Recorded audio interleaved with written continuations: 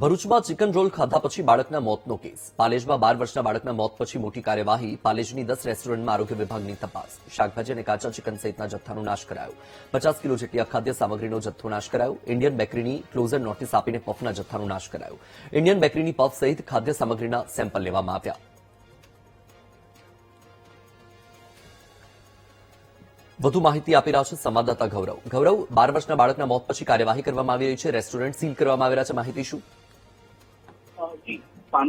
પાલિકની અંદર બાળકના મોત પછી ફૂડ એન્ડ ડ્રગ વિભાગ આવ્યો હતો અને જે તે રેસ્ટોરન્ટને ભરૂચની અંદર નગરપાલિકાની સામે આવેલી ઇન્ડિયન બેકરીમાં પણ જે ટોપ આવેલી તે ખરાબ હાલતો મળ્યા હતા. ત્યારે ફૂડ એન્ડ ડ્રગ વિભાગને અરજી માટે તરતો સ્પોટ નથી એની રીતે કાર્યવાહી કરી અને સીલ કરવામાં આવ્યો હતો. જી ગૌરવ, માહિતી બદલ આભાર.